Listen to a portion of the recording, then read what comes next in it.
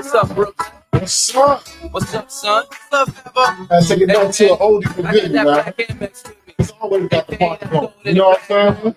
Yeah. I'm a Hardy jam with. I ain't gonna lie to you. This shit was classic, boy. This was triple platinum at Holland. I I'm about to say, bro, you talk about a radio record or a record just made for the radio. This shit, come on, you just feel better. Song, come on, you just feel better about your shit. It's Christmas time too, so you know, throw it in the back. Time to tap those parent pockets. time to tap all those pockets. Yeah, You know what I'm man. saying? All the gizmos, all the games and gizmos this Christmas, bro. So let's get right into it. What's up, everybody? Welcome to another episode of IDK Sports Podcast, your premier spot to talk sports with the average guys. My name is Anthony. This is my main man, Kenny. Yo. Here on YouTube every week, live right here on YouTube, 9:45. You catch us on our YouTube page, so subscribe to the channel, like the channel, and share with some people, man. Share with some people. Might as Like well. that? Go ahead. Might as well. You know what I'm saying? Hopefully, you know what I'm saying, you played it a few times during your Thanksgiving break. You feel me? You know what I'm saying? Give us a spin during the holidays. Exactly. I happened, you know, over Thanksgiving, you had some football games, some pivotal football games. The conference championship window is now set. Well, you got your conference championship games. We're gonna get into that. A lot of coaching changes been going on. A lot of turmoil been going on. Some coaches leaving more nicely than others. We're gonna get into that. You know what I'm saying? Got a little bit of boxing. They got the Temptations performing at halftime. That's a weird. Shout out to Otis still holding down the group. You know, I think he's the only living member of the original Temptation still. Shout out to Otis. They finally coming to see Otis, bro. They finally coming to see Otis, bro. It's a holiday. It's a celebration. Nah, you ain't rocking with Otis? You ain't rocking with Otis. Oh, hey, they been represented. Ain't nobody coming to see you, Otis. Ain't nobody coming to see you, Otis, man. But no, I'm saying I got a little something different this week, man. I got my big dogs, right? One of my big dogs, the way he just carried it, the way Lane Kiffin carried it. Sometimes you gotta. Hey, I got 1 foot in. 1 foot out. 1 foot in. Hey. Hey, I really want to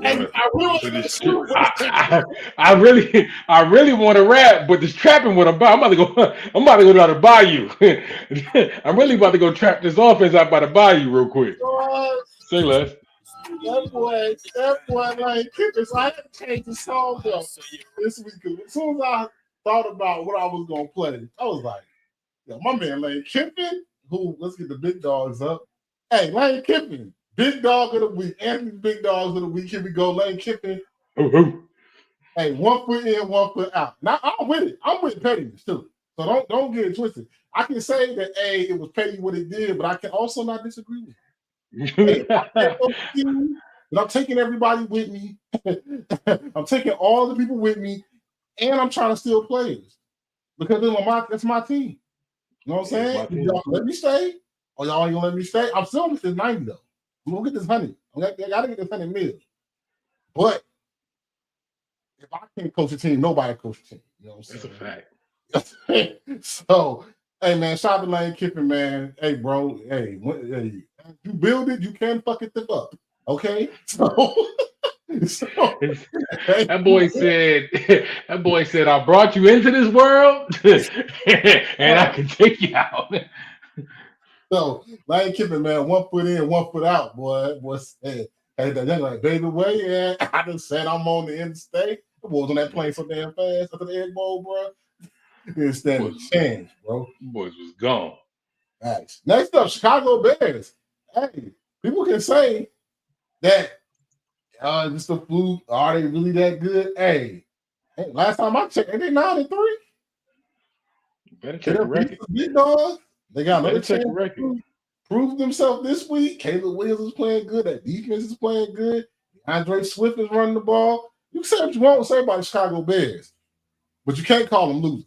They beat some of y'all favorite team. You know what I'm saying? Like, it is a saying.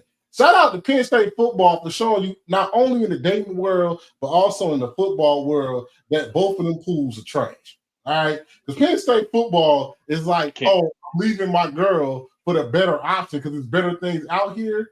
And now I'm realizing, oh, it's cold outside. Yeah. It's cold out here. It's real lonely. You don't break up. You don't break up with your girl during cuffing season. That's wild. What part of the playbook is that?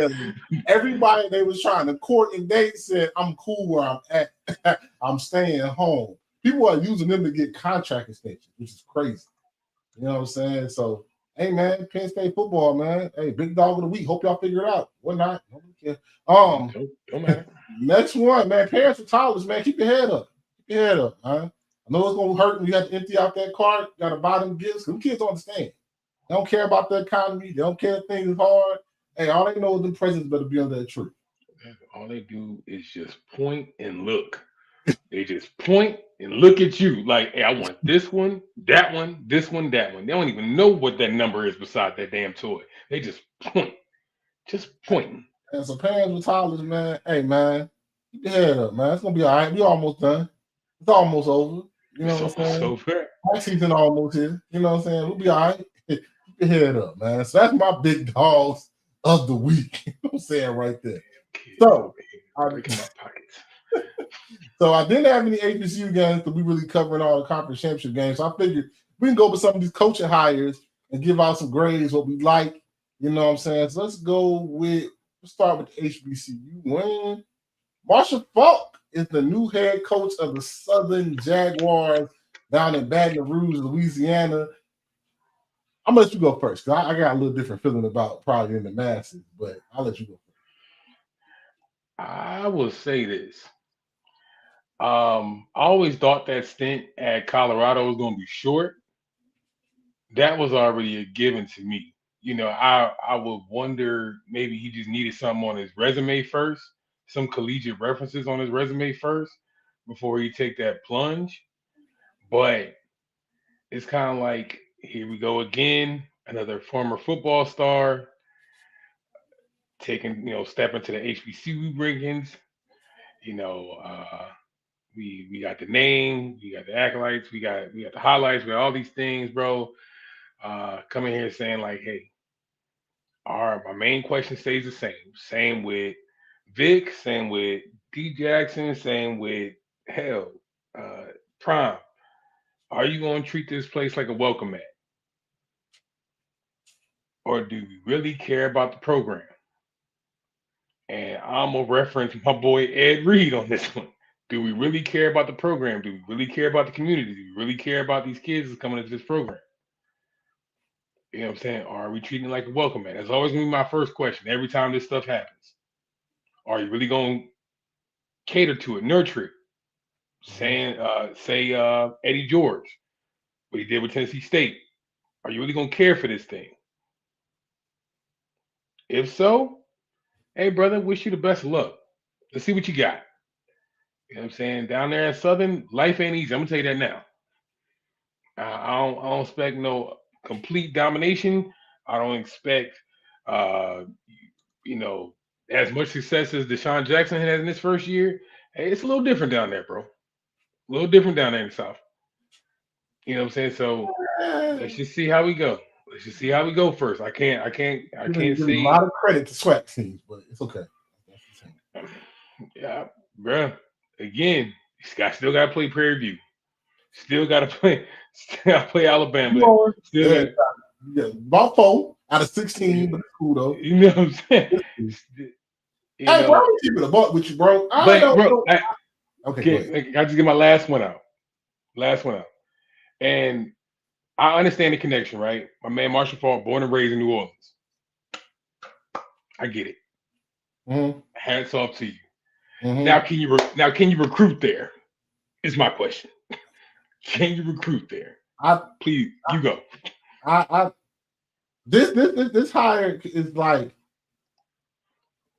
okay. Let me tell you, for people that don't know HBCU space, it's HBCUs have their blue bloods too. All right. You got your FAMUs. You got your ANTs. You got your Stars in football. Jackson State. You got your Southern is one of those. Grambling. In recent history, like in the 2000s, Southern was the one going to SWAC championships and fighting for SWAC championships. As I can remember, Southern always had a good football program. They have money. This is like one of the first, but Jackson State got Deion. I take Deion out of it because Deion is a whole nother megastar within himself. Nobody is prime. Nobody is prime, right? This is the after Deion. This is the next blue blood to hire a celebrity coach with really no experience.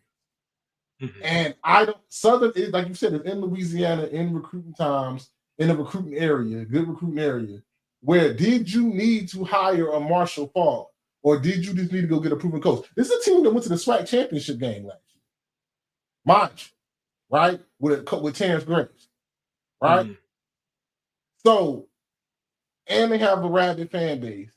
Dawson Odom's a coach before he came to Norfolk State, took them to many SWAC championship games, right? But this is not a team that's been known for losing. Hell, they played in the SWAC championship game with Dooley. You know, Eric Dooley. I think that's his first name. I know his last name. Coach Dooley, when he played prime in the SWAC championship game. So this is not a team that was down. Far off, yeah. They first down year. Down year. This is a team that's used to fighting for championships. And now you give an unproven coach, never been a coordinator, never been a defensive coordinator, offensive coordinator, ran running backs, never been a head coach before on any other level. You go for the celebrity name. Does that help Southern? I don't know. Delaware State, I get it. You know what I'm saying? Even Deshaun and Dewey did this year, him elevating them was what needed for Delaware State. But he also get a Mike Vick in the Norfolk State, where we had our worst season in 20 years. Didn't win an FCS game at all this year. Only team we beat was Virginia State. So sometimes you can chase headlines and come off worse than you are. Now, this is what it always comes down to: who's your staff? Are you gonna have ex-head coaches on your staff? Somebody that knows how to run a program while you learn how to do this.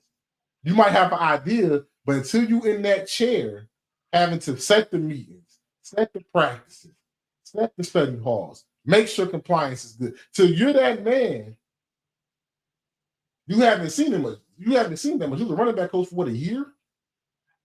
Right?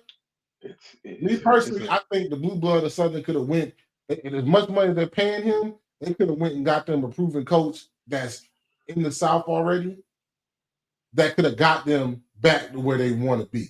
They're not like a team like us where we was winning 4 or 5 games a year. This is a team that was going to SWAC championship games. So, you know, well, it's a wait and see thing. You know what I'm saying? I don't see where them running backs got that much better. Like Clinton Porter's running backs were great. Marquise Gillis and James Jones were great. Amazing this year. What did you see from Colorado running back? Did they get better? Did the run game get better? No. What recruits did he bring in? Hold on, but we also don't know how much Falk had like his thumb on the scale with those selections. Delaware State's backs. I saw them backs. You saw how they hit the hole. Hit the hole with power and speed, the way they play. You can say that Clinton Portis, they basically ran how Clinton Portis ran. It wasn't really shifty, it was really downhill with speed, hit the hole. You saw how Marcus Gillis, you watch Dale State. I ain't got to tell you, football. You saw all the boys hit the. Yeah, the offensive line was great, but the way they hit them holes, that's coaching. Somebody taught them how to hit them holes with speed, low pad level, and let's go. And these are big backs. Marcus Gillis, James Jones are big backs, all backs. And they ran low. So, this is what I'm saying. My biggest thing is this is not Texas Southern. This is not Mississippi Valley. This is Southern University. When you think of HBCU football, Southern University is one of them names to come up. Did you need this? I don't think so. But each his own. He's from New Orleans. Let's wait and see. But I think if this one messes up, that celebrity thing about to start dying off because it's been a lot more Oh man, he need to hurt himself. But it's been a lot more bad than good. I think Coach Prime worked out, Sean worked out, Eddie George took a minute. Eddie George worked out. Yeah. I would say two things, man. And we can wrap it up here. I would say one, this might just be the new age of coaching, brothers, especially in the HBCU.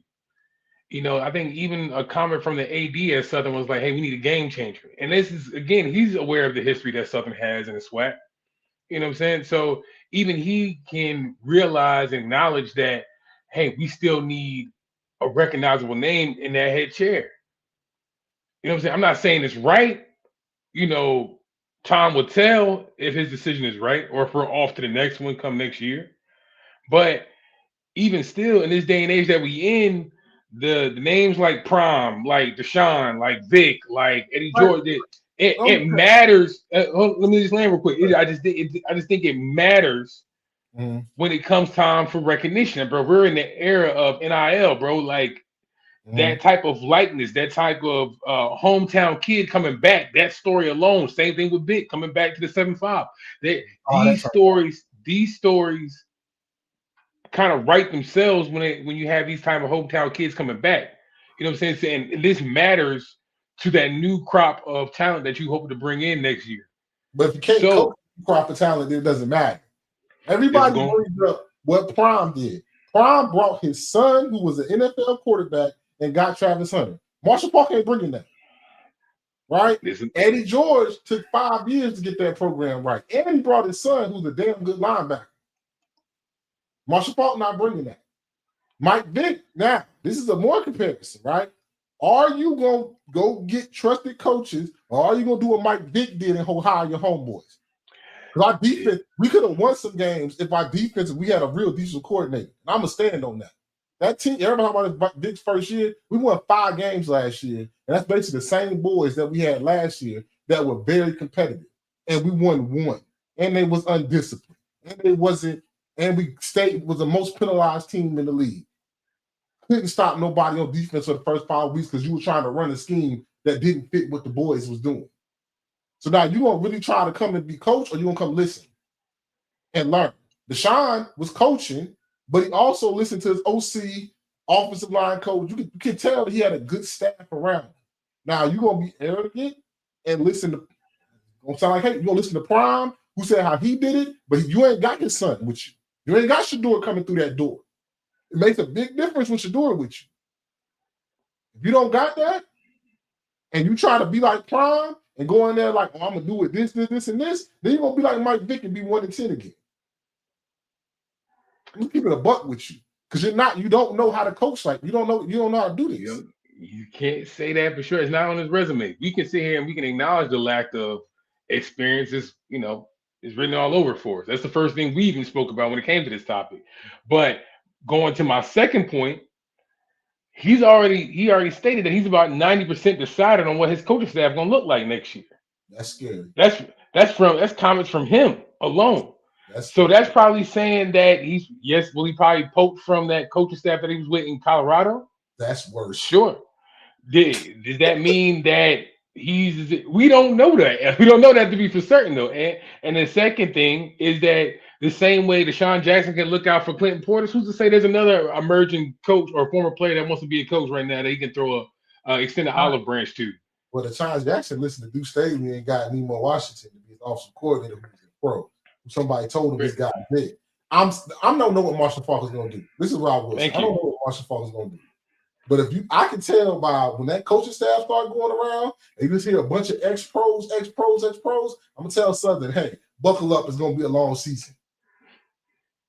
Because I said it when people talked me out of it, I said it when it happened to us, and I'm going to wrap it up. When I saw that we was hiring jokers that were ex-pro NAIA, defensive coordinator, I already knew what it was. My boy jaded. My boy is jaded. I just don't like everybody assuming just because you got a big name, ain't nobody else doing it. Other people hiring, other FCS schools are hiring football coaches. And they're winning. You can win in this era. None of these FCS schools, everybody think NIL, and I'm going to move on. None of these FCS schools got NIL like that. These kids are not getting paid like that. Most of these kids are playing for the scholarships or maybe paying for a little bit of money. So even if Marshall Falk can get the kid, you're not going to be able to pay him. You ain't got money like LSU got. So we got to stop comparing ourselves to Power 4 programs. That's the first thing we stop doing off the rip. Stop comparing ourselves. You in Baton Rouge and LSU is in Baton Rouge. That's the only thing that's similar. The only thing that's similar. We don't get to Baton Rouge. Moving on. But if I can, the $100 million man. Jesus Christ. That get paid $500,000 a year, and other one get paid $12 million a year. We are not. Bruh, if you can, but if I can flip that running back that was about to be sitting on the bench at LSU, if I can flip him and come to Southern, that makes a difference. That's what I'm saying. It's a game changer. You're still asking for a game changer to come into that office. But they did that already. They did that already with Terrence Curry. Trey Holly's from LSU, and he tore it up this year. And it's Marshall Falk. Is he Marshall Falk? Who? We just named. Is he Marshall Falk? Trey Holly was a backup quarterback, backup running back at LSU. It didn't work out at LSU. He came to Southern. He's the one that was breaking them big runs. So if you can get him without Marshall Falk, why do you need a Marshall Falk? We'll see. You might. Hey, I might be wrong. Probably not. But I might be wrong. But hey, man, we ain't talking about no little money. Let's talk about big money, big dollars. $12 million a year. $100. And he got $40 million in NIL money to play with. And he's wrecking Ole Miss team and wrecking up their stuff. That's what I'm talking about. When you leave your ex, make sure she's worse off. You don't want my boy is bitter and jaded today. You don't want to do good. If I can't be with her, can't nobody be with her. And I heard he got in the contract. LSU wanted him so bad. They supposed to be paying them if Ole Miss wins so many playoff games. Or they win the first one, they get 150. They win another game, they get 250. And then they win that championship, supposed to get $1 million. And you ain't even there. LSU, they were thirsty, boy. They needed it. They wanted Lane Kiffin bad, boy. But Lane Kiffin, the LSU, how you feel about it? I like it. How you feel about it? I think you about to crap on this one too. I like it. I like it, bro. I like it. I think I like it for this reason, right? You know, sometimes you don't know how people feel about you until you make a switch, till you tell them no once, right? Yeah. So just on the walkout, let me not say walkout, but Kiffin deciding to leave Ole Miss, it was like, all right, well, no 2-week notice, no resignation letter, no nothing, bro. You can dip. Actually, you can get the F out of here. And from that moment alone, I was like, oh, so y'all just 11-1 every year then, huh? Y'all just playoff hopefuls every year. Oh, that didn't happen till I got here. But what did you want to do? Let them hope? Because at least let me finish the season. You know what I'm saying? But again, I get it, like, bro. So hey, if our playoff chances was already slim to none, what the hell is going to inspire any of those kids to dress up or to come out and play thinking that they got a shot to win? I know, bro. Half them kids, by the time the clock hits 0, they probably won't even get out their jerseys good before they hit the transfer portal. Yeah, those kids are gone. They're already thinking about next season if they ain't going to the league. Okay. So again, as Ole Miss, how much do I stand to gain from asking you to leave this early? Okay. None. I'm gonna let you finish. What do you stand to gain in this? And then how hot, just because of this demonstration, how hot of a commodity are you now back on the coaching market? Who's to say that you, bro, be for real? I understand Ole Miss has a legacy in some sort, but by no means we are year in, year out SEC juggernauts. Let's not get it confused. You'll catch teams lacking, every once in a while, every blue moon. But now, by no means was you Georgia and Alabama or LSU. At best, you was what's that second tier we always talk about? You was a second tier SEC team. So they should let them finish the season? Let them finish. Let them not. I'm past that. I was more so making a point. My first point was more so like, you get to see people's true colors. And I think So I think at one point, Ole Misses. Ole Misses. I want to get your stance like Ole Miss true colors. Okay. Yes, to be for certain. Because one, if I'm Ole Miss, it's like, yeah, bro, I'd rather you make a decision. But it's like, hey, bro, you at least got to have some report saying, hey, let's be respectful. Can this wait? But you let LSU hold the gun to your head, telling you make a decision, and boy, you folded. You took LSU. All right, bet. That's cool. But at least, can we at least try to put some hardware in the trophy case before you leave? Can I get your full attention? We can. Can I get you? Not with you. All right. Okay, let's see how that venture goes without him then. Since you not gonna be able to win. they ain't gonna stop playing with me, bro. They ain't winning jack. I said they probably not gonna be able to win. Yeah, they ain't winning jack diddly squat. Go ahead, bro. So all right, let's two things. I'm not mad that Lane Kiffin took the job. Hey, I turned down $100 million either. Right? But you spread it out. You knew you was gonna take the job. You was openly having your family go here beforehand. It was open. Everybody knew your family was on Florida campus. Everybody knew your family was at LSU campus. So everybody knew you was leaving. Ole Miss stayed quiet. Ole Miss was like, hey, yo, you got a decision. He kept saying, nah. Then he basically made Ole Miss say, like, hey, bro, what are you going to do? Then he had to come in and be like, what you doing? What you doing, Lane Kiffin? How you going? What are we doing? Right? Mm-hmm. He said, I don't know.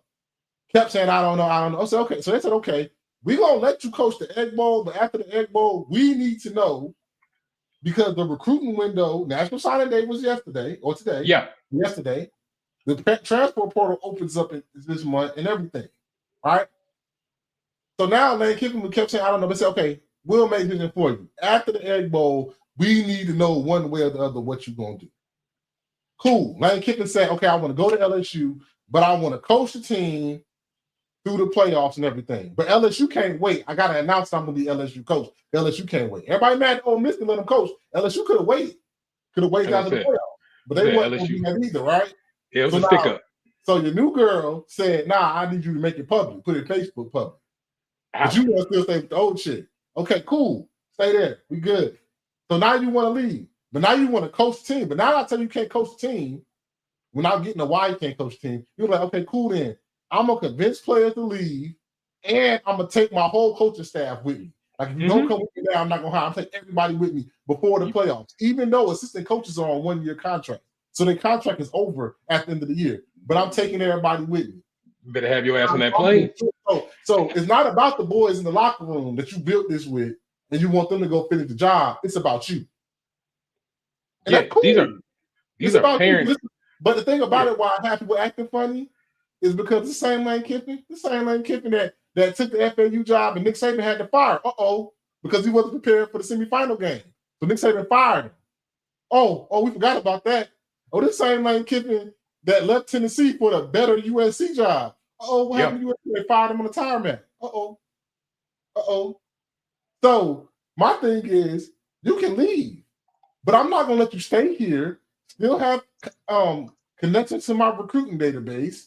Still have all the letters and emails. Still get to talk to. So you win a game, you still talking to players like, hey, yo, we go to LSU. I'm gonna need you the whole time while you're trying to help us win a national championship. I'm gonna let you just poach from within. No, sir. If you're gonna poach, you have to go from the outside and do it. I'm not letting you take our database because it's not like you're going to the Big Ten. You're going down the street. You hit I-30, going straight to Louisiana from Mississippi. We're recruiting the same people. Yeah. So I'm gonna let you sit there and have still access to all my database, all the Ole Miss database, access to all the Ole Miss recruits, even though they was like you help. Hey, let them decommit and come to you from the outside. Not you can poke within. You can sit there in the room like, hey, yo, next year you come with me, Simmons. We're gonna do better. Now Simmons might still go, but at least I'm gonna make it hard. I'm not about to sit there and just let you poach from within all because I want to try to win a national championship. Nah, bro. You got the new girl. You made it Facebook official. Now go. Go be with the new girl. Ooh. Ooh, boy. That's why I don't understand why this is a hard concept, people. It's like, nah, go with them there. If that's what you want, go with them there. it's like I'm gonna let you leave. I know you're leaving, but I'm gonna give you access to all the inner secret stuff, to everything. But I know you're leaving, but I'm gonna still give you access to everything. Still be the face of our program, the leader of our program. But I know as soon as the clock hits 0 and we lose, you're gone. No, sir. But when everybody like, oh, do this because it's old Miss. When has any coach ever gotten to coach? Is Hartline what you gonna get to next at USF? Is he coaching? Is he still the OC of Ohio State? Or is he leaving? He's leaving. But nobody's talking about that. Ohio State is in the playoff run. They're losing their OC. They ain't crying about it. That's confirmed. Hartline leaving. He's going to USF. Mm-hmm. Yeah. So, nice. Like that's I think it's a great opportunity for Lane Kiffin. I also think most of the time Lane Kiffin get a big time job. Most of the time it don't turn out good. So it's a good or bad. Maybe he's changed around. He was doing good in Tennessee. Left Tennessee when the USC got fired on the tarmac. Lost to Arizona. I get what you're saying, but go ahead. Yeah. He got fired on the tarmac. He still got fired. No, yeah, I understand what you're saying. I'm saying that came off a bad loss too. Go ahead. Yeah. So LSU, I'm not mad at him for taking the job, but I don't understand why it's a big debate on why he can't coach. I think it's a bigger debate than why he want to burn everything down. I mean, but I'm not surprised. It's Lane Kiffin. I don't know why everybody's surprised. People forgot. People thought he changed. He didn't change that much. Man, not change. Nah. I think another thing as well, this is very much of the parents arguing in front of the kids. You know what I'm saying? Like, if you do this, then I'm gonna do that. I do that, then you do this. So you want to, say I can't coach after the Egg Bowl. Well, I'm taking the coaches. Well, we taking our database. All right, that's cool because then I'm gonna flip 2 of your commits already. Like there's several commits already flipping from Ole Miss to LSU. Well, I didn't need your database to make them flip. I didn't have to do that. Yeah, I ain't got to make it easy on you neither. Like, I ain't got to make it easy too. Ooh, you took the registry away from me. Like, bro, I'm experienced and I'm well traveled. That I'm kind of plugged in. For any West Coast pipelines, I'm plugged in for any Florida pipelines. I'm plugged in for Ben. Bro, I'm still Kiffin at the end of the day. So you ain't gonna scare off too many recruits for me to that extent. Yeah, same thing. What's that? Same thing as James Franklin. Yeah, the commits. Yeah, I'm still. But I got to move on with my program too, though. Auburn has the right to move on with their program too. If LSU know who their guy is, Auburn hired defensive coordinator as the head coach. I get that, but I have the right to move on with my guy too. Like we both can't hold up the person. That's all I'm saying. All right, but okay. So in your rush to move on, right? And I'm glad you bring up that Auburn topic. Is that with this, the next step you choose to take, it has to be beneficial to the program, or at least saving or salvageable, I should say, because Ole Miss got a right to move on. We said Auburn. I mean Ole Miss. Okay, but even with just sticking with Auburn for a second, so in their next step for who they're gonna get, bro, it's like it's already been seen that Cam Coleman is probably might be back on the market. Mm-hmm. Lane Kiffin, we kind of looking at Trinidad Chambliss now, like, hey, bro, what you about to do? Because we brought you over from, Kiffin snatched you from what, JUCO, right? Brought you here. Division 3. Division 2. D3. Excuse me. So thank you, Ant. So we know that you brought you over here. That worked out. I don't know how much eligibility he may have left. Somebody maybe in the comments can let me know. But see what you might do if you come to LSU. I don't know. We'll sort that out. But again, we start snatching for spare parts eventually. So let's see what works out for both teams. I still rock with it. I think Kiffin made a good decision here for me. Yeah, I don't think it's a bad decision. I think he got to move the hell on. Alex Golish, I hope I said the name right, from USF. He takes the Auburn head coaching job. I hope he knows what he's getting himself into. I think he's a good coach, but he's wild down there in Auburn, Alabama. It's a tough place. They want you to win. They want you to beat Bama. And if you don't do either, you'll be fired in 3 years. Point blank period.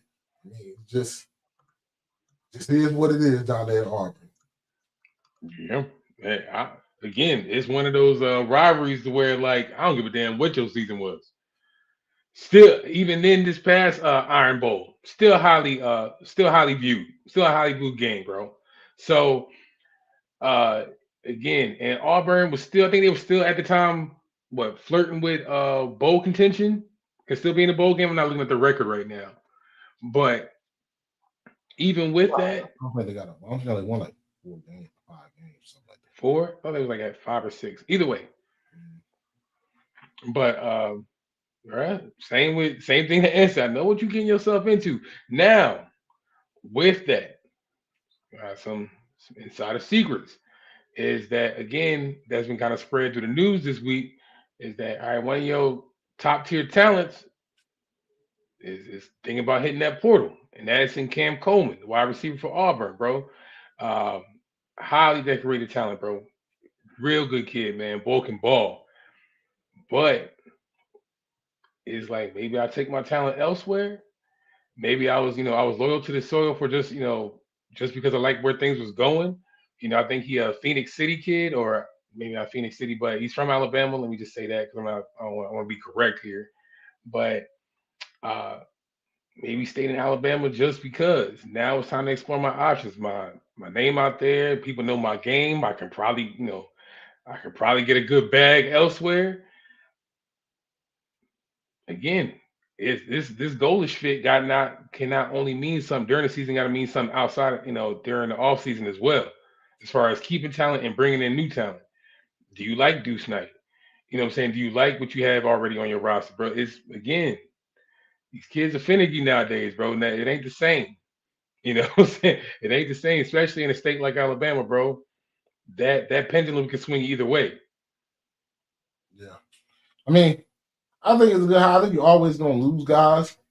You know, portal is the portal. Let's see what he do. I think it's a hotbed. It's gonna be always on the hot seat, but I think South Florida he did a good enough job to. I give it a solid hire for them. I mean, a solid hire. Went and got a proven coach from Group of 5. Another coach from Group of 5, John Summerall, gets the Florida job. Another hotbed. A Florida team that Florida can get the talent. It's kind of like, okay, can we get a strategic coach to come in here and put it all together? Because the talent, you can see the talent is there. Now, can he keep some of it? That's going to be here to see. But at Tulane, did a great job. Built Tulane back up. Tulane did a great job. But now, like you're in a bigger hotbed. Florida think they should be winning championships. They should be competing for SEC championships. And the talent, like I said, the talent is there. Can he put it all together and get Florida back to where the Gators want to be, competing for SEC championships, going to the playoffs, and you know what I'm saying, putting all that Florida talent together to win meaningful football games? Hey, even though it's outside the SEC, he's still a proven winner, bro. Still a proven winner. Has a good turnaround ability, especially what he did down in Tulane, bro, and what he did at Troy. So just in those two names alone, you already know he's very established in that recruiting pipeline down there in the South. So again, I talk about the regional connections that he already has. Again, can you bring talent in? And I think with the brand of football that he brought to Troy and most recently into Tulane, he can be successful. He can be successful. Now, again, just like we mentioned with Auburn, just like we mentioned with LSU, SEC teams, life is not sweet in the SEC, bro. Things can change in short order. Again, Florida, another highly touted program, bro. You know what I'm saying? A lot of money. Yes, a lot of money. Yes, they have a lot of money to pay players, but also they have one of the loudest fan bases, one of the harshest critics there, and from the boosters to the alumni that uh, that have a high level of expectations for you. Now, again, I know coming into this thing, he has a lot of backing from Florida's leadership. You know what I'm saying? They love what he did in his prior coaching gigs, and they love the again the toughness, the discipline, the accountability that he asked for all of his players and all his staff. They love it, right? But again, this step up in competition, respectfully, is something that has to be acknowledged here. You know what I'm saying? with all due respect, Group of Five, they play good ball, but again, now we are in the grittiest of the grit. We are here in the SEC, bro. How does that look like for you? So again, best of luck with John Summerall. I trust that he's still gonna do it. He gonna change the culture a bit. Now, Mhm. will it be a mainstay? That's yet to be seen. Time will tell. Yeah. So that's the SEC jobs. I know Arkansas hired a coach, but keen We don't care. on it. This one I kind of like for Michigan State. Pat Fitzgerald, the old Northwestern coach. For what he did at Northwestern, I think this is a good hire for Michigan State, trying to get back to the years where they was pretty dominant when Mel Tucker was there, and then before when that other coach was there. They're just trying to get back to being respectable again. A good respectable program that can compete every once in a while for a conference championship. And for what Pat Fitzgerald did in Northwestern, I think he's a really good coach. I know he has things that came up there what got him fired at Northwestern, but I think he has more resources, more money to play with, a little bit easier school to get into than Northwestern, a little bit more athletic focus here in Michigan State. I think this is probably for Michigan State is one of the better hires, which that list for Penn State keeps dwindling and dwindling. But I think this is a good hire for Michigan State. I got a couple concerns here, and I ain't gonna hold you, man. Been out of head coaching for a little while. Again, there's things that went on up there. We got to get into that. But just being out of that full time grind, you mentioned the study halls, the just being in the swing of things as a head coach, bro. Um, can kind of there's gonna be an acclimation period. I like to say an adjustment period, where again, just getting back into the flow. Now, that's not saying that it'll be completely foreign. I mean, for hell, I mean, he been in Northwestern for how long? Since like the 2000s, I want to say. For a while, man. Yeah, you know what I'm saying. Like So 4 Big Ten championship appearances, though. right, you know what I'm saying. So like, do I think this would be a completely foreign language? Absolutely not. That's not what I'm saying. And I completely believe all his connections, in the Big Ten are still it's still a well-oiled machine up there. He can still reach, uh, uh, you know, get appreciated with anybody that's still moving and shaking in the Big Ten. That's fine. But again, it's kind of just being out of that flow, and then kind of shaking off some of that off the field baggage that he had. Um, it's like, all right, we know the name, we know the face, getting a step up and resources here at Michigan State. But again, it's kind of like having some of that funk still on you a little bit. You know what I'm saying? So maybe this time off was good for him to get that good reset.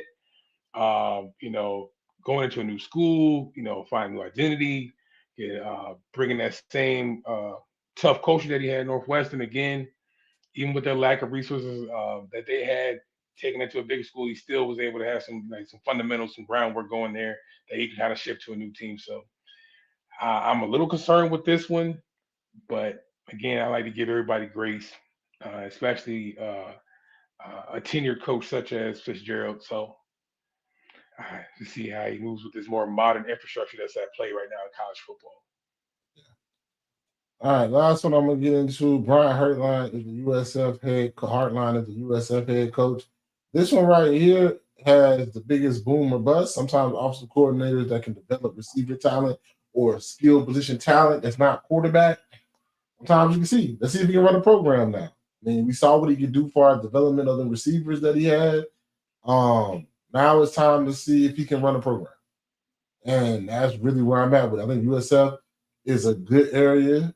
It's a good size school, playing a decent conference for Group of Five, probably the best one of the Group of Five, and it's talent in Florida. So now it's like, can he get the talent there? Can he still develop more than just receiver talent? Can he run a program? This is basically, I think if this works out for him, he runs a program, it'd be a matter of time before he's back in the Power Five Power Four as a head coach somewhere. I think this is just time for him to prove himself. I think it's a good spot and a good location where you can go prove yourself at. Uh, my only point here, because he is, even though he's inexperienced as a head coach, his resume as a coordinator and as a position coach, elite. So um, I don't want to harp on that too much. My only sticking point here is how much does this damage Ohio State? I mean, to be fair, I don't think they fall off a cliff, but some of the names that was, rolling through those doors on an annual basis, especially for the side of the ball that he coaches and for the position that he coaches mainly, is like, bro, you talking heavy hitters year in and year out, from your Olaves to your Wilsons to your damn, probably name Jeremiah Smiths right now to your Carnell Tates. Like, bro, the list goes on, but it's like, damn, how much of an impact that has done for that team year in and year out, knowing that they don't get star athletes at that, on the perimeter of that offense. How much is the dip does that take for Ohio State going into next year? By all means, Hartline was at the forefront of the brand of that brand that Ohio State got over the years of being wide receiver U. He was a name and face of that brand making its way to Ohio State. Now that that's in USF, how does that trend keep on ticking? I'm interested to see that. Again, same that we mentioned with some of our HBCU coaches, that we just mentioned with some of our other D1 schools, is that, hey, what kind of staff can you assemble? You know what I'm saying? Again, I know he got his Florida ties, so I'm not worried about that. But again, what type of team can you build around you, and that's going to really make the difference in Hartline's career in USF. So we'll see. Yeah, I think it's just about can he run a program. I don't think Ohio State is still Ohio State. I don't think they're gonna fall off at all No, much. no. I think they'll still get top talent, but I just want to see now is he gonna be able to run the program? And if he can, then I think another job be waiting on him in the next 2 or 3 years at another school. Let's get into the conference championship games. It's coming up. Let's get to the first one. Big one, the SEC championship game. Alabama and Georgia meet again. Alabama beat Georgia earlier on in the year. So now here we are with a round two in Atlanta. Look like familiar for an SEC championship game. Um, this one right here, I don't Georgia it's like it reversed. Alabama at the beginning, at like towards when they played, was one of the hottest teams in football, right? Mm-hmm. Georgia's defense wasn't looking that good, all this, that, and the third. Now it's like it's done flip. Like Alabama is kind of trying to hang on to that momentum, and Georgia's playing some of the best football for like the past, I want to say 5-6 weeks, 4 to 5 weeks. Gunnar Stockton is playing better. They can run the ball. Their defense has gotten better. I don't know. Alabama's run game has to show itself in this game.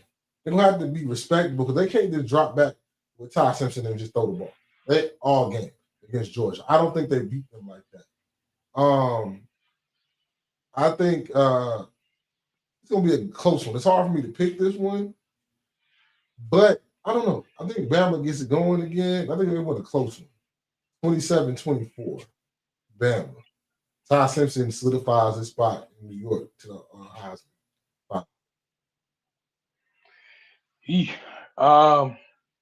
I'm not gonna bury the lead here. I'm gonna go Bama as well.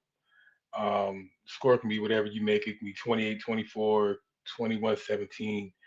But man, oh man, I kind of doubt it being a high scoring game. So let me bring it down. Um, I'll probably say 20. Let's do 21-17.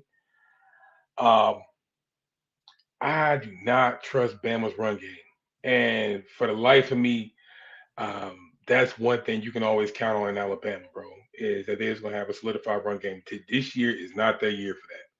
You can't rely on it. You can't trust it. We can't move the sticks with it. There's been no success on the ground for Alabama. Now, what also plays in the hand of Georgia. Georgia is very stout against the run, so we might as well just take that card off the table completely. So Bama most success will come through their aerial attack, bro. Attacking that perimeter.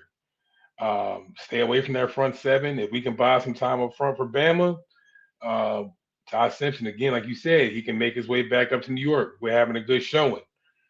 But again, just to give Georgia some credit, offense is humming.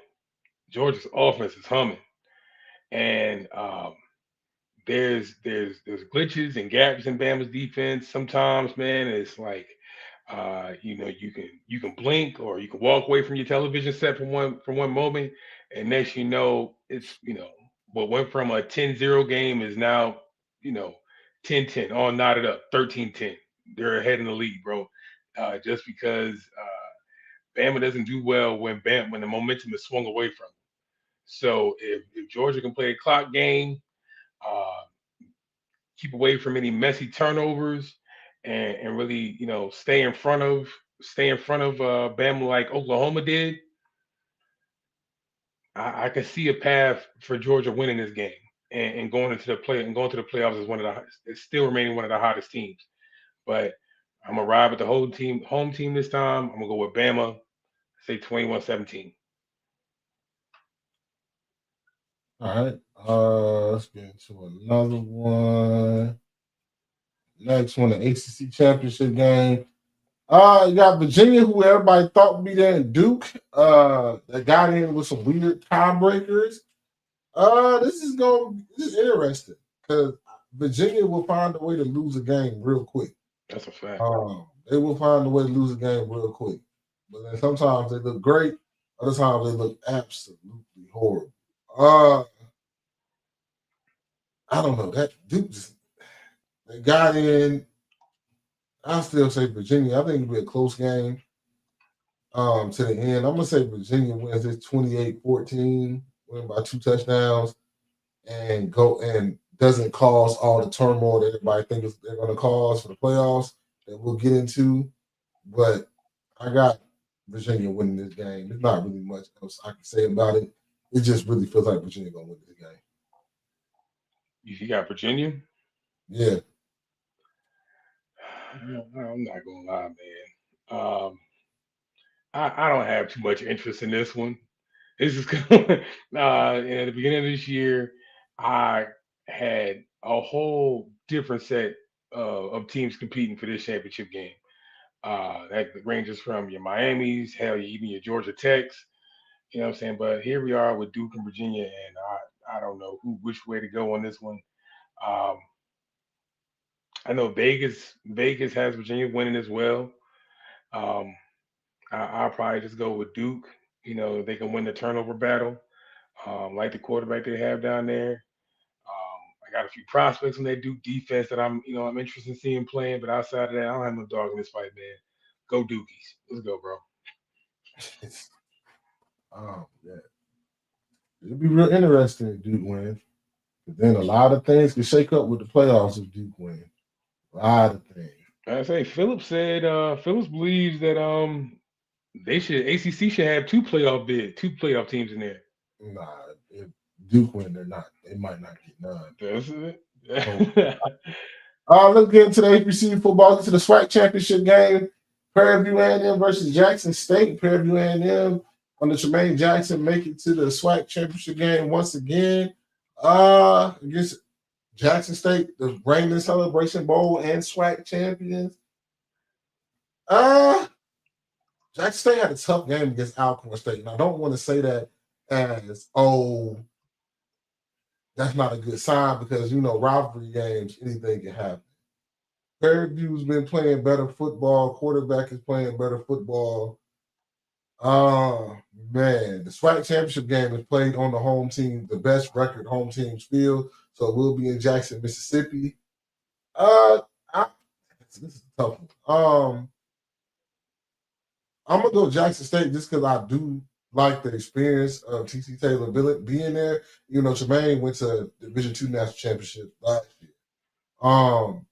But I think they got the more experienced team. I think the more physical football team is being real. Not saying Prairie View A&M is not physical. I think Jackson State is a more physically football team, and that's how they built. I'm going to go Jackson State wins this game 35-31. Barn burner. Close game, very exciting game. And Jackson State makes a back-to-back SWAC championships. Yeah, now Jackson State history's on their side, man. I'm gonna stick with JSU on this one as well. I think they lean on their run game all year, and very well they should have. With the year that Mod Miller is having. So I love their rushing game. Love how physical they are. Um, and their defense ain't nothing to sneeze at. Nothing to sneeze at. Neither this season. They have given up very few yards. Modest yardage has been given up on them as well. So um, that's just the formula to support a ground heavy game plan like Jackson State likes to run with. So keeping on the ground, keeping that tempo, controlling the time of clock. Again, like always, don't shoot yourself in the foot with turnovers and penalties. And I think JSU can really run away with this game, man. So I'm gonna stick with Jackson State. I don't really have it that close, but I can see those that do. I say a 10-point differential here. I'll probably say 2017, something like that. All right. So that's the SWAC championship game. Got a couple more. Let's get to this last one I had. No, I got two more. The Big Ten championship. Ooh, Ohio State versus Indiana. Number one versus number two. I think this game to me is going to answer some questions for me. hmm Who's really like that? I think Ohio State has a really good defense, but I also think Indiana has a physical football team. But we don't know because the competition they played this year was not the best. But we can go off Indiana's 30-20 win against Oregon in Oregon. Ohio State really haven't played. Texas was a good win, I guess. You could look at that. But not to them, just the Big Ten wasn't as strong top to bottom as it usually is. This is a tough one for me. I like Ohio State. That freshman running back they got, Jeremiah Smith, and that defense. I'm gonna go Ohio State Yeah, Bo Jackson. 24-17. They win it by a touchdown. And Sane makes just enough plays. Jeremiah Smith gets there and makes just enough plays, but a little bit too much for Indiana. I think they kind of out talent Indiana. A little bit too much talent. Only in year two is Sinetti's tenure in Indiana. I don't think he built up the depth of talent to kind of maybe hang with this Ohio State squad. Truth pill time, man. This is time for the truth serum about Ohio State. Um, this is leaning into that crowd that's on social media saying like Ohio State hasn't played nobody. Da da da. Uh, I'm with that same group. It is me. I'm the captain of the ship. So I'm gonna say Indiana actually wins this game. Yeah, and mind you, it's gonna come down to the wire. I that's not to say that Fernando Mendoza is going to play this stellar game, spotless from start to finish. I do expect them to make a few bonehead plays. I do expect that pass rush to get to them a few times. They get home. I do expect that. It's going to look ugly at times, but again, there's something about that win in Oregon. There's something about that win against Penn State that tells me that Indiana is tested. They're fearless and they think they can play with it. They can play with any competition on that field. Maybe because Ohio State has made it look so easy, Mhm. throughout the season. Again, there's something to be said there too. For anybody to comments jump on me, there's something to be said about that too. I do respect that. But also, when it comes down to a dogfight, that mentally where those players have to be at upstairs to win those type of gritty games. Indiana has the favor in that department. Bonehead plays on both sides. I can't say which receiver group will have a better game. I know both will come to play. But if I just really leave down to the quarterback who just kind of writing the narrative for himself to end up in New York and take it away, I'm gonna go with Indiana, bro. Okay. I can see either one. I think it's gonna really tell us about which team is really a dominant team. I think that's really the big thing about this game. Who is a dominant team? Let me see if I got one more. I already do this one. I already did this one. Yeah, we can talk about preview. Uh, I might download it. We do Big 12, Tech and BYU. That's my last one. This it? Yeah, here we go. Tech and BYU. This game has the most consequential for the playoffs, though. It's one team in particular that I've been talking shit about for 2 weeks. Better hope Texas Tech win this game. We're going to get into the playoffs next. They better hope Texas Tech win this game. If the BYU beat Texas Tech, BYU only has one loss to Texas Tech. If BYU beat Tech, and they get in, Texas Tech, 2 Big 12 teams get in. And you can live with that, which say. Go on to the game. Hold I your don't nose. know. Everybody is saying that Tech is going to do what they did the first time. That game was on the road for BYU. Young quarterback, big game. I don't see Texas Tech. I think Texas Tech is a good team. Really good defense. I think they got a good team. I think Tech wins this game, but I do not think it's a blowout. I think Tech wins this game close, maybe 24-21. But I think BYU puts up a great showing. All I know is for one team that's sitting in the playoffs right now, they better hope BYU doesn't. But as far as the game itself, I think that Texas Tech defense is really good. I don't think it's going to be a blowout. I think BYU is a really good football team as well. And it's your second time. It's hard to beat a team twice. It's hard to beat a team twice. But I think Tech wins this game 24-21.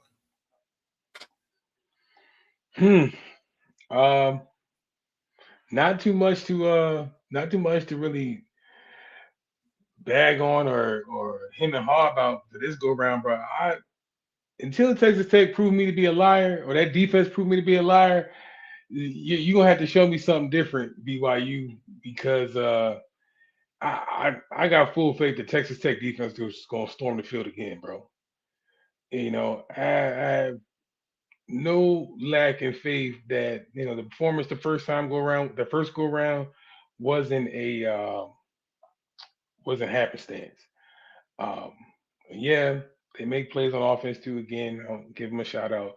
But the players that they have on defense um, are some dogs on Saturday and soon to be Sunday. Man, that's where I'm gonna put my trust at this weekend. So I got Tech in a win this week. Um, so, I love the controversy that it would bring if BYU wins, but I'm I secretly waiting for BYU because one fan base is really starting to get on my dick. Right. You know, it's like, yeah, we do it for the plot. I get it, and we do it for the plot. But I gotta be true to myself, and in this, bro.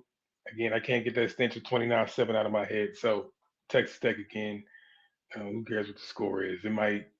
I think a better performance this go around, but still somewhere 30-14, 30-17, something like that. All right. So with the conference championship game, let's get into it, man. Let's get into this playoff, man. And let me tell you about the playoffs. We ain't gonna spend too much time on it because it'll basically be the same stuff we always talk about. This committee has backed themselves into a corner because they making up bullshit as they go. Bring back the computer. Let the BCS just pick the best 12 teams. Bring back because I don't know what this. They moved Alabama up, which I said Alabama was too low last time. They moved them up over Notre Dame for what? Oh, because that win against Auburn just meant so much. That's why. And don't you know that? You got Notre Dame at 10, right? With the week off, with a week off coming up. Go ahead. Yeah. A&M lost. I see why A&M went to 7 because far as they have a good schedule, but far as they lost the SEC game to Texas. I mean, they played a good Mizzou team. They played LSU when people thought LSU was going to be something, but you lost. And I get that move to 7 because Oregon won. We don't know how. I don't know how good Oregon is personally. Ole Miss won, couldn't really drop them. So I see moving them to 7, still having them ahead of Bama. They got 2 losses, right? So you went to the bottom of the 1-loss teams. I get it. Nothing's wrong with the top 4 to me. I think Ohio State, defending champ, should be there. Indiana, you had them there, cool. Georgia, 3, cool. Texas Tech, 4, cool. Good with that.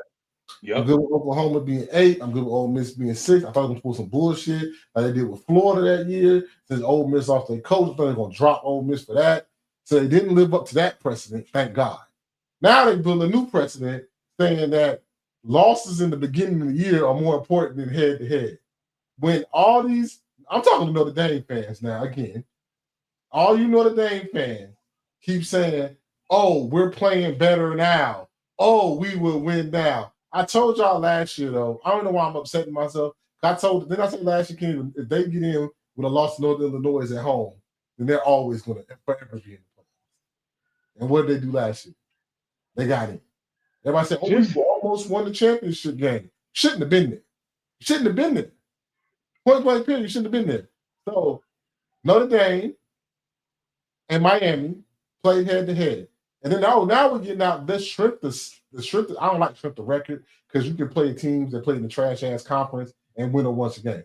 Let's shrink the schedule. I think it's 13 and 14. It's the exact same. They didn't Miami beat the shit out of Pittsburgh worse than Notre Dame did? They did what they had. So we played a similar opponent. Oh, but so that's like, dang, they got some real close resumes. If they only played on the field, we would know who up. Hold the phone. Hold the phone. They did. Yo, if Notre Dame gets over Miami, then the SEC and then Notre Dame, good luck making the schedule because I wouldn't play.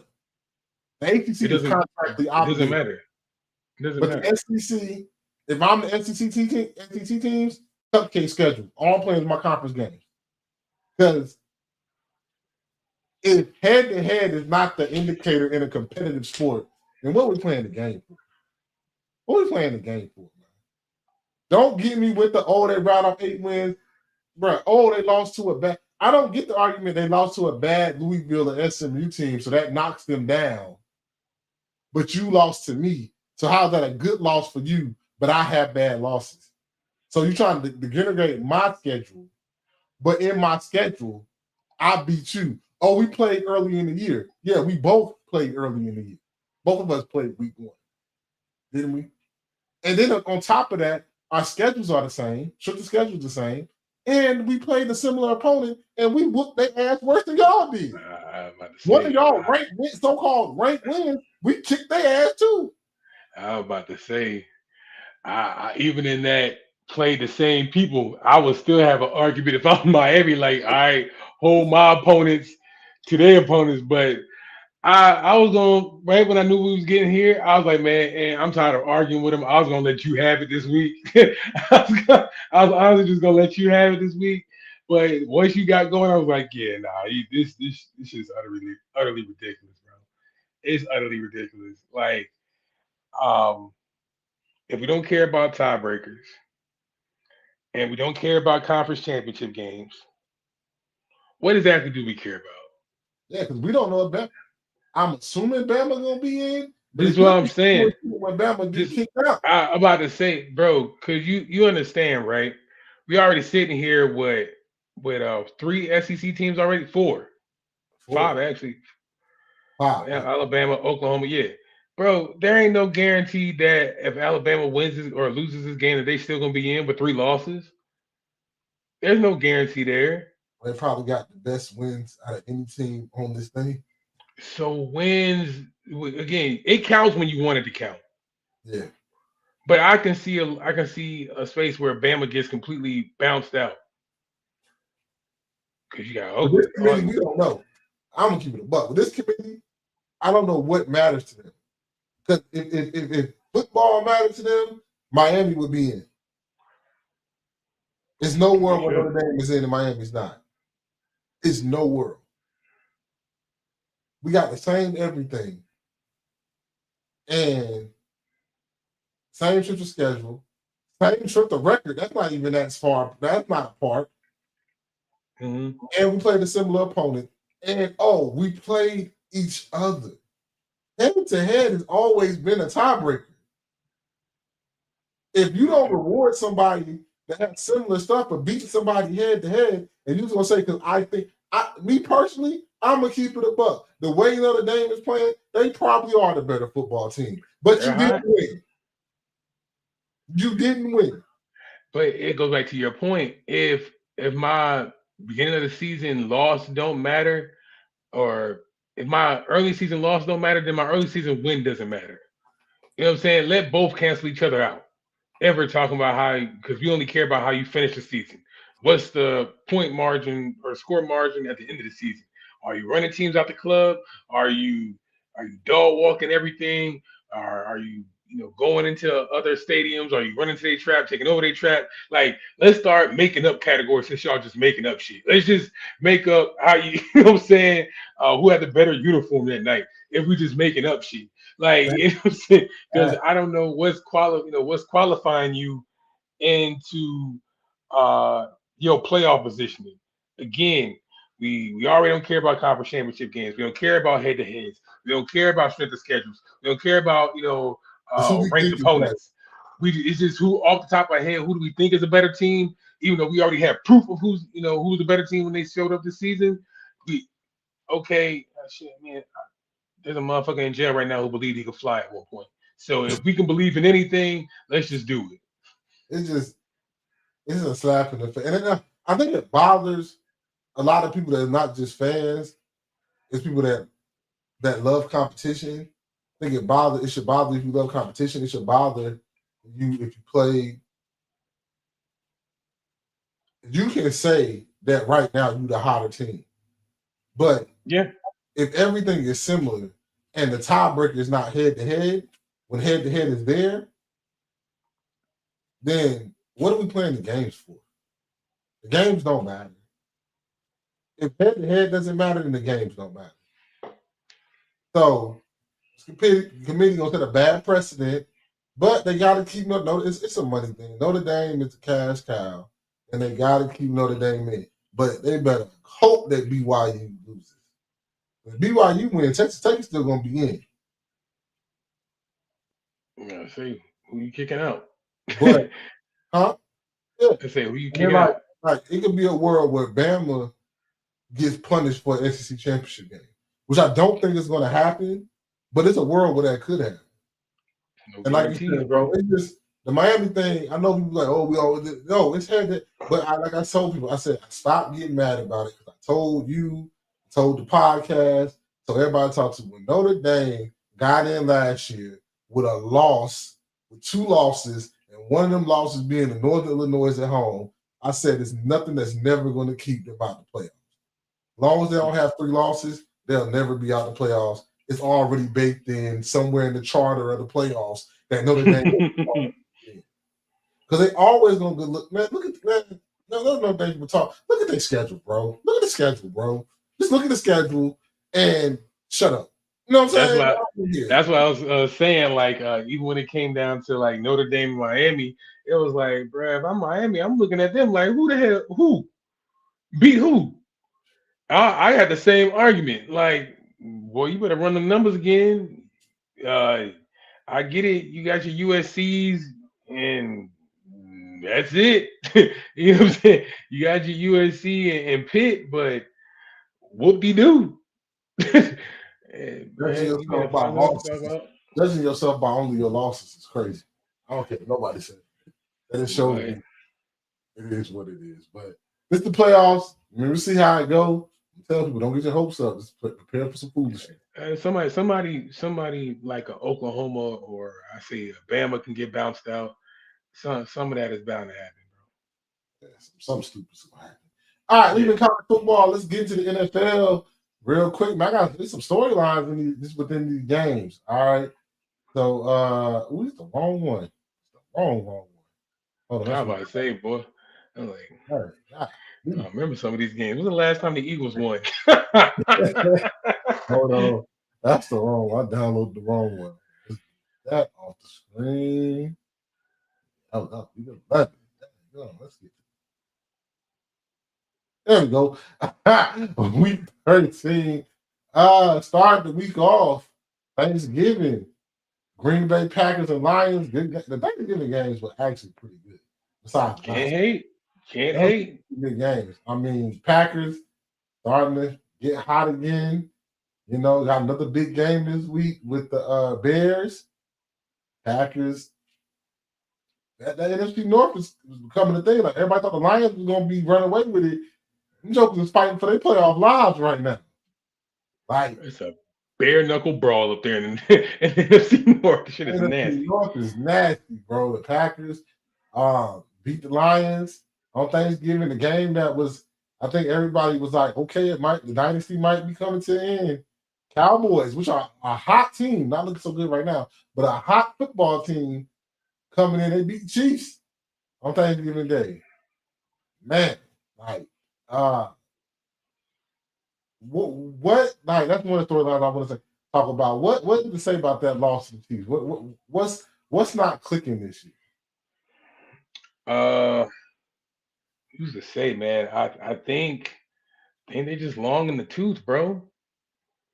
Um, I think they played a lot of football over these last 4 years, 3 years. I ain't got a calendar in front of me. They played a lot of football, man, and that who knows how they've been keeping some of the keeping that ship together. What things they had to bond together, what things they had to duct tape together just to keep that ship afloat. And it's starting to tear at the seams, man. Secondary is shaky. This is one of the rougher seasons I've seen for Trent McDuffie in the game. Um, Can't you run know what the I'm saying? football. He cannot run the football. I mean, you Cheryl get doesn't run the football with the same aggression like he used to. yeah, Kareem you Hunt get is decent, but not your number one back. no. He had quality goal line. He had quality goal line touches when they get there, but uh, I think that return of Rasheed Rice kind of tapped into a little bit of Xavier Worthy's pockets a little bit. Then they got the young boy they still trying to rotate in a little bit. Kelsey's been, I think hot and that's the big. cold. I think Travis Kelsey not working that middle. Yeah. Scared the defense like it didn't require a safety. Travis Kelsey doesn't require a safety anymore. You got a good linebacker. He ain't beating many people off the ball. Nah. So again, and that I can only attribute that to just age. I'm not gonna sit here and disrespect Travis Kelsey, at least not in football. but but I think being serious, I think it's just long in the tooth right now, bro. I think that's the only thing hurting them. Next Chris thing, Jones, oof, Bengals, oof. Ravens. Hey man, the Ravens, Lamar Jackson hamstring ain't right, and when Lamar can't run, I think that's affecting the whole team. And he doesn't have the number. His need for number one receiver is more glaring and glaring every year. And I don't know when the Ravens gonna get it, bro. He needs a number. Shut it down. Zay is really good. Zay, I hate when I say any number one receiver. People think I'm hating on Zay. Zay is somebody you got a game plan for. Mark Andrews is somebody you got a game plan for. But they need a true outside receiver. That like a Devontae Adams, like a Pickens, like a CeeDee Lamb, like a T. Higgins. Even Quentin Johnson out there when he's not hurt in San Diego, Keenan Allen and DJ Moore. They need somebody that can be on the outside and make it happen. You know what I'm saying? Yeah. Lamar needs that. He needs that. He got it like a AJ Brown. Got to get open, maybe one-on-one, contested catch it. Zay made great catch, but Zay is a small guy. Zay plays the slot well. If you had an outside guy, him and Mark Andrews could do crazy things in the middle. Crazy things in the middle. Then, like, they just need that. And then the run game doesn't work. When Lamar is not a threat to run, I think he's a little banged up. I mean, he's still fast. But that's an athlete gonna be an athlete. Yeah. When he doesn't, that run game kind of thrives off when I can pull this ball out. You know what I'm saying? I take off. Get loose, yeah. You know what I'm saying? This is look different than Joe Burrow. Just Joe Burrow, bro. Got back in the groove of things. Joe Burrow elevated the play of that whole team, man. Elevated the play of that whole team. And, the Bengals still got an outside shot to win this division. It's not thrown away. Only thing about this game, only talking point I got from this game is, God damn it, Steelers, you had this damn division was yours for the taking. This division was yours for the taking. And here we are, week 13, and these fools still in it. I was looking at this game, and we talked about it during our last pod. I was looking at this game like, hey, which quarterback should shut it down first? That's all this game was going to tell me. who should shut it down first? As far as should it be Lamar? They just tuck it in, ride the rest of the season out, or Joe? Hey, bro, appreciate you coming back, but hey, bro, let's just tuck it in for next year. But here they are. They both still got something to play for. As crazy as it sounds. Yeah, everybody got vision wide open. Bears and your Eagles. Bears 24-15. The Bears, people not taking them serious. I think they should. I think they cannot. We're gonna talk. We're getting on time, so we can't do so much. I know. Talk about this. I think it's more glaring stuff than just y'all offense. And Jalen Carter is out for this week's game too. I think that's gonna show some more glaring stuff. I think that pass rush for that defense made y'all have to cover up some things on that defense. I think 100%. Even this year's cover some things. I think I got a linebacker that can't cover at all. They got paid a linebacker that cannot cover. He's a great run stuffer, and inside he can stuff the run when need be, but he can't cover. You put him in coverage, lost. That wasn't his job. Last year, go ahead. You ain't got much time. Go ahead. When he did cover last year, it wasn't for long because you didn't have that much time. Offense, it's pedestrian, bro. It's pedestrian. Elementary grade. I can tell you what they about. Easy. And I don't want to put it all on Jalen because it's hard when the defense know what you about to. If I can know, then it means defense know what you about to run. Easy. It's no movement. It's no motion. Hey, they gotta get together. I think y'all gonna out talent some people, but I think some more glaring holes in that defense is gonna be shown, especially now that Jalen Carter's kind of banged up having surgery on the shoulders or procedure done on the shoulders. If that pass rush doesn't get there, that secondary is not good. I think Quinyon is good. I think everybody else can get ate up. And Go ahead. I just think that the Eagles, it's a lot of questions to be answered. And I don't think it's just on offense. I think some fans might have to get ready to, hey, we had a run, and maybe our dominant run, we might have to rebuild this team a little bit. You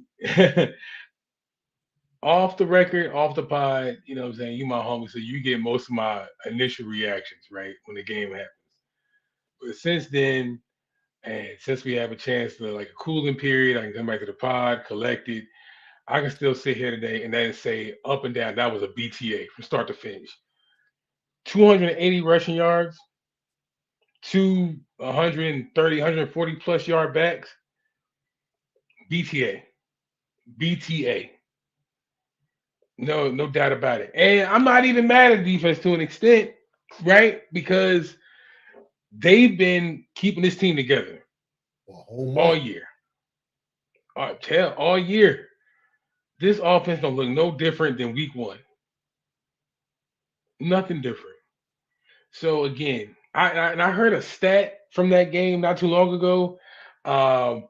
It said something about like I think the offense had 17 plays in the first half. That's nuts. 17 plays in the first half. You know how many times your defense is on the field for that? If you only had 17, like you know what I'm saying? That's like what, one series for for a good portion of the NFL where they can get like 8-9 plays in. I mean, sometimes 11 if they're just that dominant in one series. So 17 plays in the first half is nuts. That's a failure. And just moving off of this game, going into what's coming up this week, real quick, like, bro, if there's another offensive failure, bro, somebody's getting fired. We can move on. Yeah, man. Well, I think somebody might get fired. I don't see it. Real quick, Panthers upset the Rams, man. Them young boys be fighting. Come on, talk to me. Tell me about the Panthers. Tell me. A long time. All right, so the Panthers, hey, them boys, hey, NFC South winners. Just saying, talk about it. Talk about the Bucks. Talk about them young boys. The young boys is McMillan. I owe you an apology before I said they're the draft. You won them once. You making Xavier Leggett looked better. So you really opening up the field. All I would say is, hey, Canales, I saw the vision, brother. I said it early, and I saw the vision. Continue, man. The secondary is playing amazing too. They turned the Shout out to ball. Michael Jackson. That boy going That crazy. secondary is whew. Nasty. Go ahead. Niners beat the Browns 26-9, all because Kevin Stefanski punk ass didn't want to throw the football. Plain and simple. You watch, say what you want to say about Shadul, but if you watch the game, you know. I'll leave it at that. Next one, the Colts, man, what's happening? What's up? Daniel Jones, is he turning back to Daniel Jones? Is he not? He went from Danny Dimes back to Daniel Jones? Are the Colts that good? Lost to the Texans. Bringing that division race closer and closer. Oh, and this week got another division game against the Jaguars. Starting to come back to the pack a little bit. Just saying, Dolphins and Saints, nobody cares, but Dolphins won. The Jets and the Tyrod Taylor get a win against the Falcons. Falcons just so banged up. They ain't had Drake London that game. Hope Raheem Morris make it past this year, but we'll see. I think he will, but we'll see. The Cardinals keep finding ways to lose. That's basically what it is. Maybe you might be talking DC back. You know what I'm saying? Maybe. Maybe. I don't know. The Jaguars beat the Titans 25-3. The Seahawks against the high school quarterback from wherever he was from, 26-0. That man threw 4 picks in the first half. Hey, man. Life come at you fast, brother. Life come at you fast. One man threw 4 picks in the first half, man. Hey, man. Another thing I got to be talking about, are they hiding J.J. McCarthy? Are they hiding him? I know he's concussion protocol, but he played because protocol knocked him back. I don't know, bro. Bro, this is and they're playing. I think they're playing somebody that ain't that good this week. Technically a rookie season. All right, technically. All right.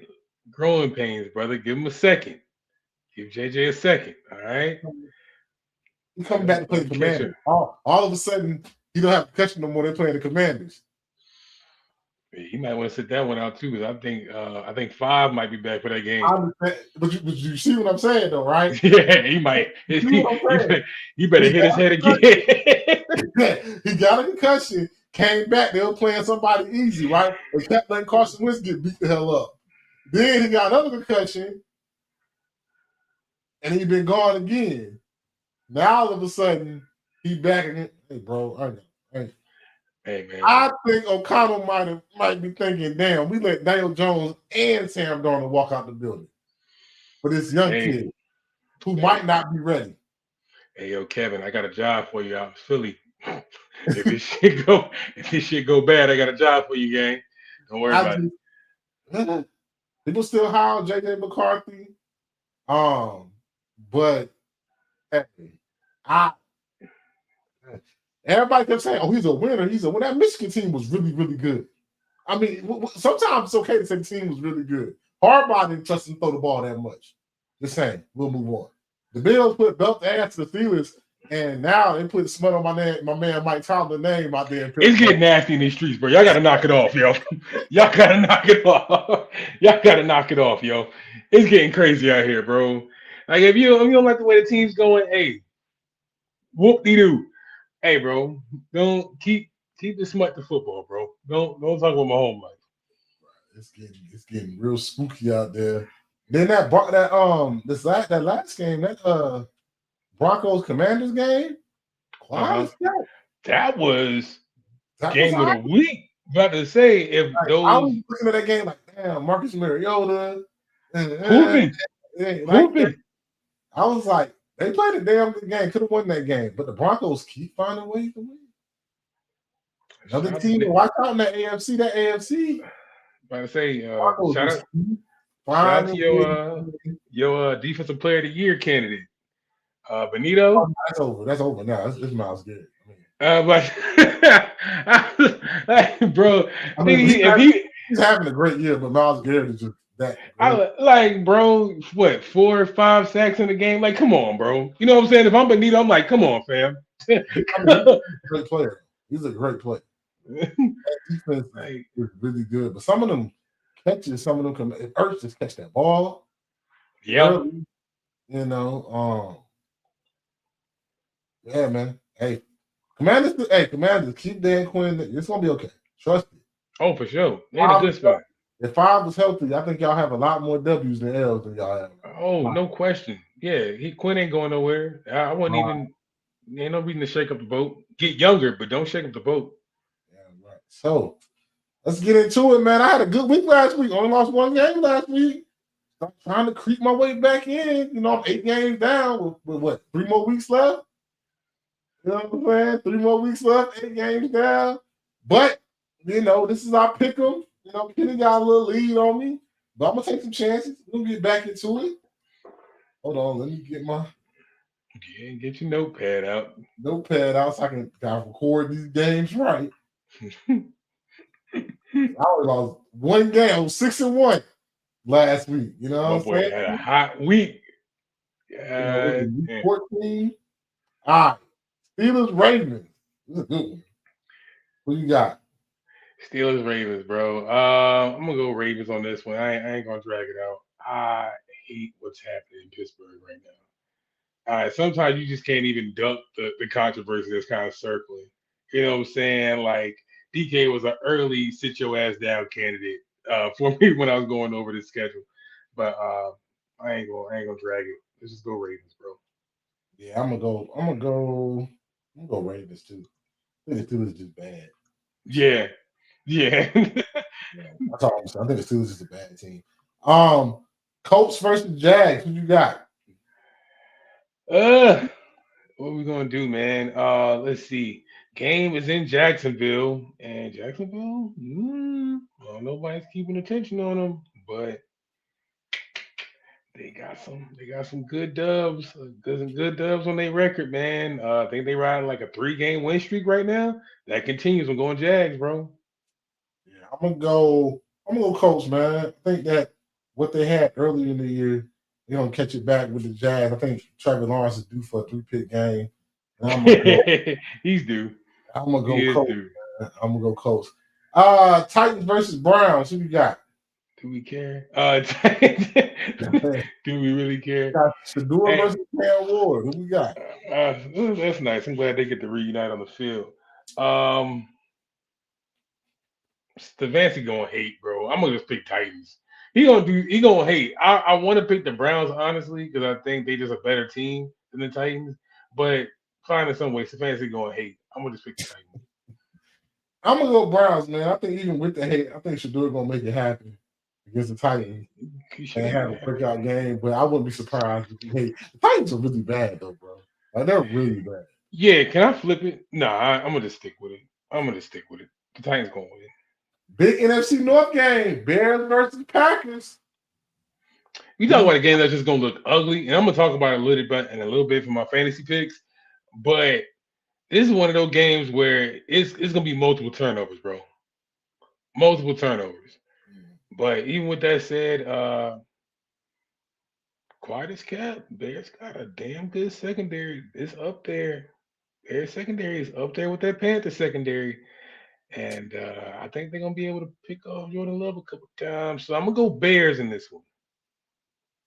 I'm gonna go on the premise that Josh Jacobs can play. I'm gonna go Packers. I think Jordan Love got his main target, Christian Watson, back, who's proven he's the best receiver out of that receiving core. When he's there, I'm gonna go Packers.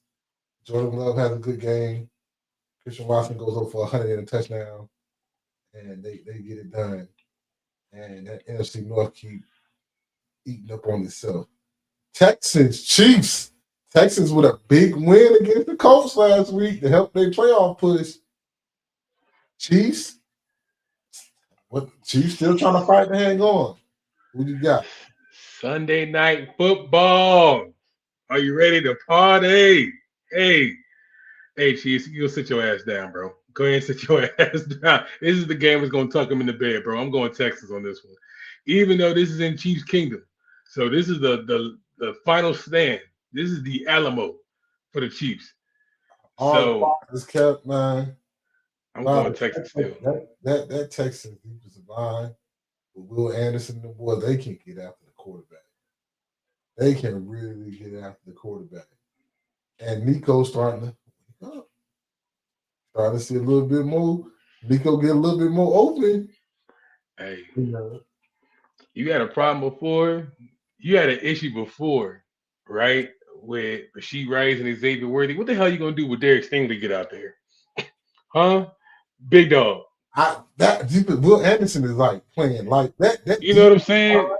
is playing lights off for the Texans. I gotta go Texas.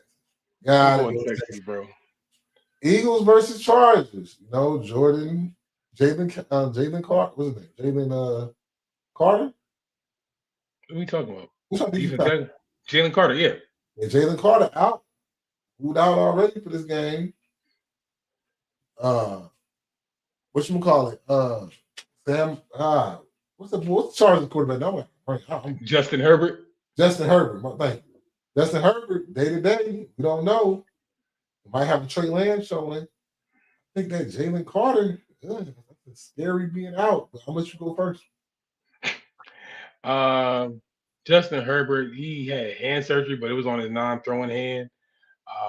I'm not a doctor, nor have I ever played quarterback, so I don't know how much difference that makes. Jalen Carter being out, that does hurt.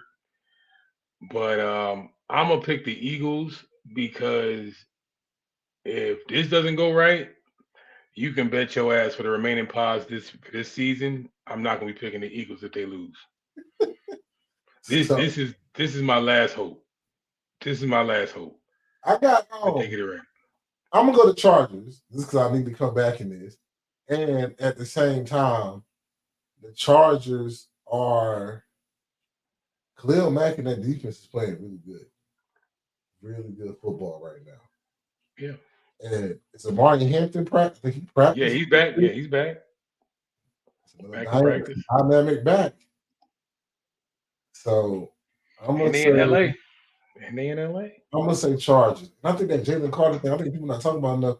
He is a big reason why that pass rush can get there. He requires double team.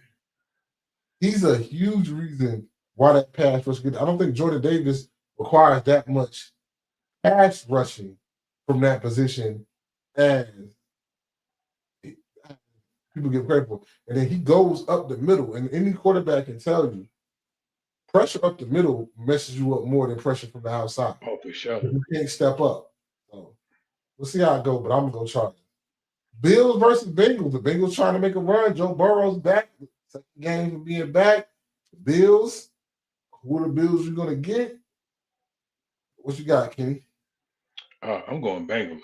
I think whatever is left of this season for the Bengals, whatever amount of football Joe gets to play, I think he's going to take full advantage of. So you're not going to get no lackluster ass performance from Joe. It's going to be, hey, bro, going to throw from West Hell if you have to get the job done. So I'm not counting against, and I don't know what the hell the Bills is on right now. So let me just go Bengals just for the safety of Joe. I don't want to piss him off even more. So I'm with you on this one too, man. Bengals.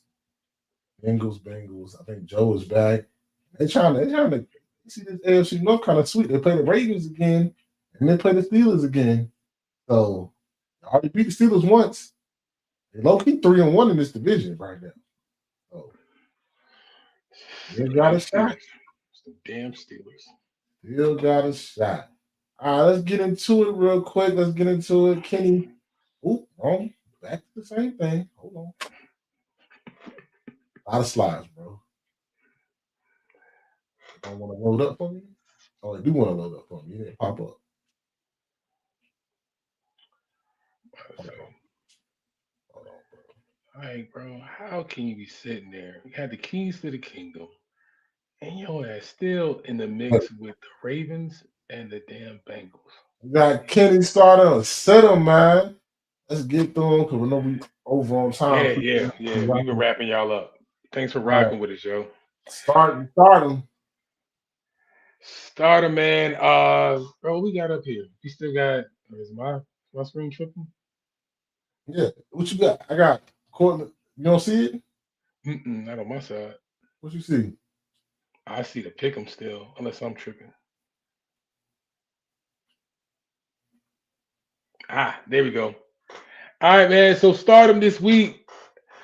This is actually a toss-up for me, honestly, because I put Cortland Sutton here, but I had a sneaky suspicion that I could have actually put Troy Franklin here too either way, we're going against the Raiders. I think no matter who you choose, that secondary for the Raiders can get dunked on either way. So I understand it's a division game, and I think the Broncos are on the road. They are on the road, but sometimes you gotta treat little brother still like little brother. You know what I'm saying? And that little brother being the Raiders, somebody getting dunked on. So let's just choose the safe bet and go with Cortland Sutton. He gonna get you some dubs. But I ain't mad at you too if you put in Troy Franklin. Him and Bo been connecting. That's that Oregon connection. Moving on to Baker Mayfield. Hey man, sometimes you just gotta pick the layup, huh? You just gotta pick the easy layup. Sometimes we get into these pick'ems every week, and it's just like I don't know. Which way should I go? I'm not even gonna make it that difficult this week. Any team that's known to get dunked on will continue to get dunked on. Anything that stays in motion will continue in motion. Baker Mayfield dunking on the Saints this weekend will be that motion. I think Emeka Egbuka, he's been kind of faltering a little bit. Some people kind of hitting the fresh wall. I think all that resurges this weekend. I think they'll be back into dropping some more dimes, getting some tutties. So I think this is a good game to kind of start, get the train back rolling again. Getting to the end of the season and don't look, the Panthers are right there. Don't tell nobody. So we're gonna roll with Baker this weekend, getting some good numbers up. Let's get into the next one. All right. For my sit-em, this is easy because this is Packers and Bears. Both of these motherfuckers got to play each other's defense. All right, so this was an easy sit-em. All right, maybe one goes off and the other plays horribly. So either way, I'm still right. That's why I kind of chose my sit-em. Or maybe both of them play horribly, and I just look like a damn Negro Damas. So in this case, I'm gonna just go with the odds and say both y'all asses sit down because I don't know which one of y'all is gonna have a worse game. Now, there does leave the variable. I know what you're thinking. Both of these two could have the greatest game of their lives and no defense is being played. You're right. Then I just look like a fool. But I'm gonna just go with the betting odds that the Bears secondary is looking strong, and I can count on Jordan Love to at least give me one mistake per game. I can count on that. Caleb Williams, even though it was full BTA against the Eagles last week, most of that was the run game. You did leave some plays on the field last week. Can't say that. The Eagles didn't show up to take those plays from you, but you still left some more to be desired. So I'm gonna say, even with the hot hand that the Bears got, I think that's mostly on the defensive side of the ball. Caleb Williams in a divisional matchup, Bears to be seen. So for right now, both y'all have to sit down. Domo arigato, Mr. Roboto. Thank you. Yep, man. So, hey, man, good. Big conference championship week. Got some coaching, recruiting is going on. That timeline of recruiting is all going on. National Signing Day was yesterday. A lot of things going on, but you got a lot to still play for in college football and pro. The playoff picture is taking shape. The Lions just beat the Cowboys, so hey, Lions get a dub, Cowboys get another L. Whew. So glad they cooled that scene out, man, because Cowboys were talking heavy. Cowboys were talking heavy. And it was good. I was nervous. I ain't gonna hold you. I was nervous. I was nervous. So you on the brink of a fall off. Hey man, y'all don't get it together. Hopefully. You never know, man. Never know. But for this episode, appreciate y'all rocking with us. But like that though. IDK Sports Podcast, your premium spot, South Sports guy. Yeah. My name is Anthony. My name is Matt Kennedy. Don't forget to like, share, and subscribe. This is the premium spot. Until next time. What's up?